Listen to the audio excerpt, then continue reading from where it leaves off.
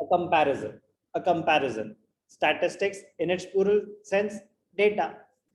Singular sense, the statistical method.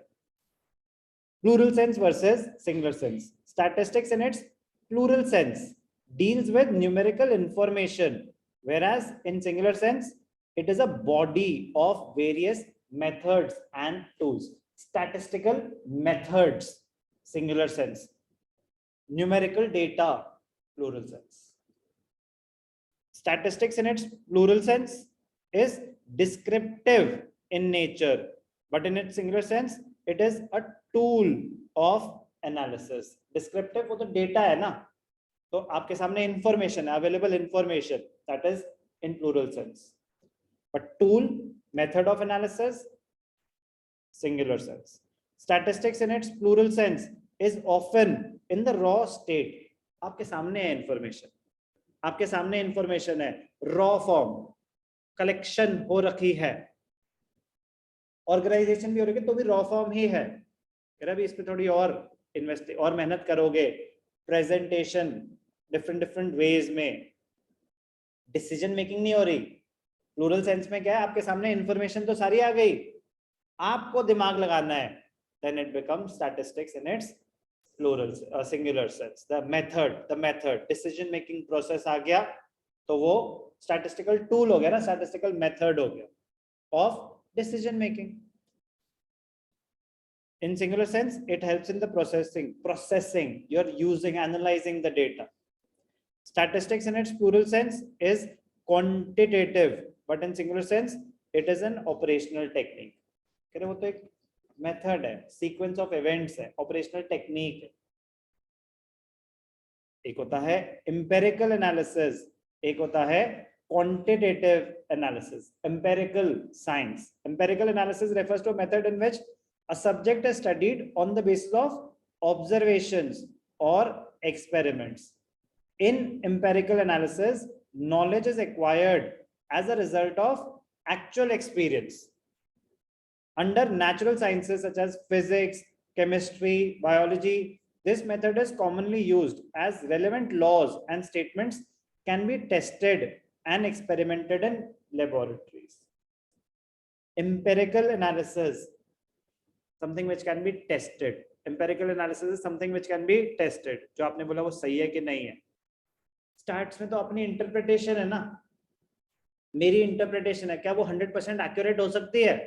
नहीं हो, वो तो खुद ही जब उन्होंने बोला कि डेटा कलेक्ट करते टाइम ही आपको पूरा रीजनेबल स्टैंडर्ड ऑफ एक्यूरेसी चलेगा, हाई डिग्री ऑफ एक्यूरेसी होने की जरूरत ही नहीं है, तो क्या मैं रोक के कि भाई साहब आपकी एज क्या है, दिखाना आधार कार्ड, समझ रहे हो मेरी बात, कि आधार कार्ड में चेक करो तो ये हाई डिग्री ऑफ एक्यूरेसी हो गई, ठीक है, देखने में 16, 18, 17 ऐसे लग रहे हो, भर दो सर्वे, तो ये रीजनेबल स्टैंडर्ड ऑफ एक्यूरेसी देख के पता चल रहा है कि भाई साहब 50 के ऊपर है, तो ये सब मत करो, reasonable standard of accuracy.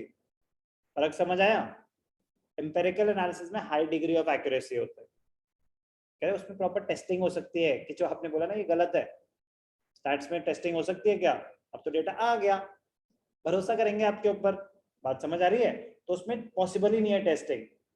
But मैं बोलूंगा कि इसमें इतना परसेंट ये मेटल है, इतना परसेंट वो है, क्या इस चीज की टेस्टिंग हो सकती है?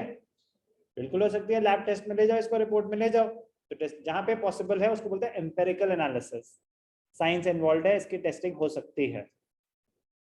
As against this economics is a social science, तो बिहेवियरल, ठीक है ना, आप मुझसे आज सर्वे भरवाओ, कल फिर भरवाना अलग होगा, होता है कि नहीं होता, याद भी नहीं होगा कल क्या भरा था, हो सकता है कि नहीं हो सकता, क्योंकि ह्यूमन बिहेवियर है, इसमें कोई वो एक्यूरेसी इतनी ज्यादा पॉसिबल नहीं है, मूड पे होता है ना, कभी हम सेम चीज को पूरे दिल से भरते हैं, कभी कहते हैं यार, मतलब आता है कि फ्रेंड्स प्रोजेक्ट बना रहे हैं, तो किसी का आप डिफरेंट वे में भरेंगे, किसी का आप डिफरेंट वे में भरेंगे।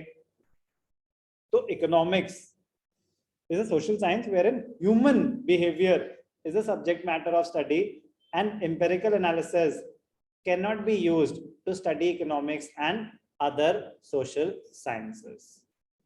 आज आपसे पूछा कि आपका फेवरेट सॉन्ग क्या है, सर्वे भर रहे थे, एक हफ्ते बाद पूछा, हो सकता है उस टाइम पे कोई और मूड चल रहा हो, कुछ और भर दिया, कह रहे ह्यूमन बिहेवियर स्टडी कर रहे हो, ये आपको बहका सकता है, तो इसको ज्यादा एक्यूरेट ना माने।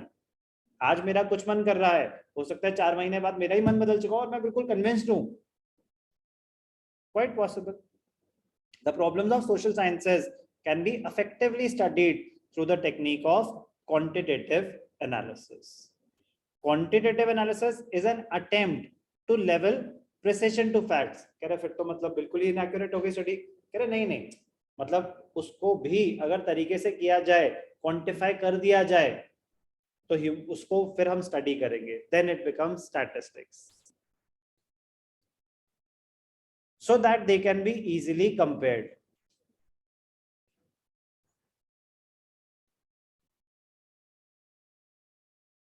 Quantitative analysis is an attempt to level precision to give precision to the facts so that they can be easily compared. Under it, first of all, facts are expressed in form of quantities. उनको quantify किया जाता है, and then such numerical data is classified, tabulated, and analyzed to draw reasonable conclusions. Okay, तो बेटा अब आपको कहां से बाहर आना है? यहां से, एवरेज पर्सन की कैटेगरी से। तो आज से पहले स्टैटिस्टिक्स की डेफिनेशन कुछ थी, अब जितनी बार करोगे उतनी और एक्यूरेट होती जाएगी। तो समझाएंगे स्टैटिस्टिक्स, इट डिपेंड्स कि क्या बात हो रही है। Are we talking about the statistical methods और are we talking about the aggregate facts, numerical data? So statistics has different meanings in different situations. Okay, तो meaning of statistics perfect होना चाहिए। अगर आपने 1 घंटा सिर्फ मीनिंग ही करा है तो प्लूरल सेंस में भी हमारा परफेक्ट रहना चाहिए, सिंगुलर सेंस में भी परफेक्ट रहना चाहिए। ओके, आज के लिए इतना ही।